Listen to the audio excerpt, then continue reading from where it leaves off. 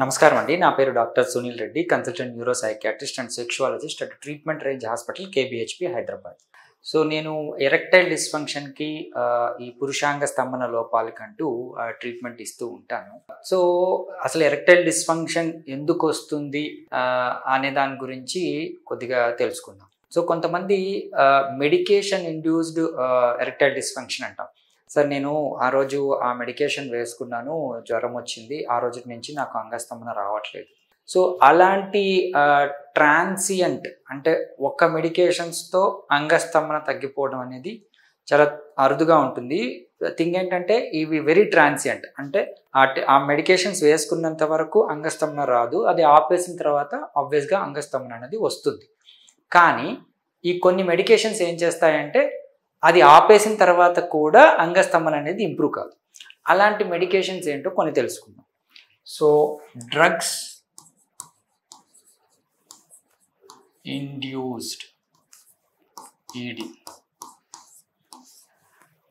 అంటే డ్రగ్ ద్వారా, ఒక మెడికేషన్ ద్వారా అంగస్తంభన లోపాలు వస్తాయి కదా. అలాంటి డ్రగ్స్ ఏంటివి అంటే ముఖ్యంగా ఎనీ కోమార్బిడ్ కండిషన్స్, అంటే మనం కామన్గా చూసేది డయాబెటీస్, అంటే డయాబెటీస్ మెలిటస్ అంటాము. షుగర్ రోగానికి మందులు వేసుకుంటే కూడా ఎరెక్టైల్ డిస్ఫంక్షన్ రావచ్చు. ఇవి కొద్దిగా ట్రాన్సియంట్ ఉంటే, కొద్దిగా మందు మారిస్తే ఎరెక్షన్స్ ఇంప్రూవ్ అవ్వచ్చు. అండ్ హైపర్ టెన్షన్ అంటే బీపీ, ఇది షుగర్. అండ్ నరాల బలహీనత అంటే పార్కిన్సన్స్ డిసీజ్ అంటాము. ఈ పార్కిన్సన్స్ ఏంటంటే న్యూరో డెవలప్మెంటల్ న్యూరలాజికల్ డిజార్డర్. దానికి మందులు వేయటం ద్వారా అంగం మన కోరికలకు తగ్గట్టు అంగం స్తంభించదు. ఇది పెద్దవాళ్ళలో కామన్గా ఉంటుంది. ఇలాంటి వాళ్ళలో కూడా ఎరెక్టైల్ డిస్ఫంక్షన్ రావచ్చు ఈ మందులు వాడినాక. ముఖ్యంగా సైకియాట్రిక్ మెడికేషన్స్. సో అంటే యాంగ్జైటీకి కానీ, డిప్రెషన్కి కానీ, ఓకే, అండ్ సైకోసిస్కి కానీ, ఎట్లాంటి ఈ యాంటీ డిప్రెసెంట్స్ కానీ, యాంటీ సైకోటిక్స్ కానీ, యాంగ్జోలైటిక్స్ కానీ, ఈవెన్ మత్తు మాత్రలు, నిద్ర మాత్రలు వాడిన ఇన్సోమ్నియాకి మనము మెడికేషన్స్ పెడుతూ ఉంటాం. దాన్ని వాడినా కానీ ఎరెక్టైల్ డిస్ఫంక్షన్ రావచ్చు. కానీ మోస్ట్ ఆఫ్ ద డ్రగ్స్ ఏంటంటే ట్రాన్సియంట్. వీటి వల్ల ట్రాన్సియంట్గా ఈడీ రావచ్చు. సో ఎప్పుడైతే మెడికేషన్స్ ఆపేస్తామో కొద్ది కాలం తర్వాత ఎరెక్షన్స్ ఇంప్రూవ్ అవుతాయి, ఇదవుతుంది. కానీ ఈ డ్రగ్స్ కొంతమందిలో ఏం చేస్తాయంటే ఎరెక్టైల్ డిస్ఫంక్షన్ని కొద్దిగా పర్మనెంట్గా, అంటే అలాగే ఉండేటట్టు. ఎందుకు అంటే ఆలోచనలు తగ్గిపోతాయి, డిజైర్ తగ్గిపోతుంది, ఆ కోరిక అనేది రాదు.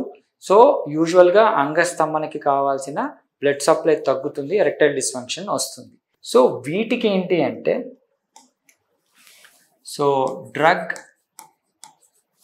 ఇండ్యూస్డ్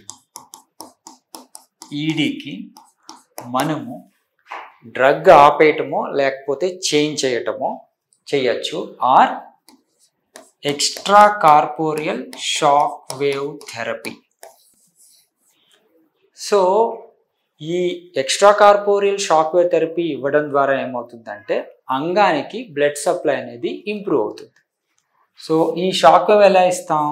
ఒక డివైస్తో అంగానికి డైరెక్ట్గా ఒక మసాజింగ్ టెక్నిక్ లాగా ఈ షాఫ్ట్ వరకు ఇవ్వడం అనేది జరుగుతుంది. సో ఎప్పుడైతే అంగానికి షాక్ వేవ్ ఇస్తామో అంగంలోని కణజాలం స్టిమ్యులేట్ అయ్యి బ్లడ్ సప్లై అనేది ఇంక్రీజ్ అవుతుంది.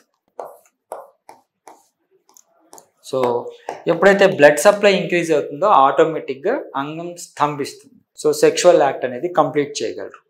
సో ఈ విధంగా టెంపరీగా మందులు వాడటం ద్వారానో, ఎనీ క్రానిక్ డిజార్డర్స్లో మందులు, ఈవెన్ ఆంకాలజీ కొద్దిగా క్యాన్సర్ మెడికేషన్ వాడినా కానీ ఇలాంటి ఎరెక్టైల్ డిస్ఫంక్షన్ రావచ్చు. కానీ అది ఆపేసిన తర్వాత మళ్ళీ రిజువనేట్ అవుతుంది.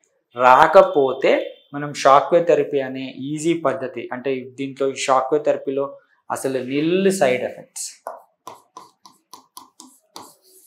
సో కొద్దిగా సేఫ్ మెథడాలజీ ఏంటి అంటే ఈ షాక్ వేవ్ థెరపీ ఒక మసాజింగ్ టెక్నిక్ లాగా ఉంటుంది. అంగస్తంభన ఇంప్రూవ్ చేసే టెక్నిక్ అది సెషన్స్ వైజ్ నడుస్తుంది. దాని ద్వారా ఈ డ్రగ్ ఇండ్యూస్డ్ ఎరెక్టైల్ డిస్ఫంక్షన్ కూడా కరెక్ట్ చేసుకోవచ్చు. సో దీన్ని యూస్ చేసుకోగలరు. Thank you.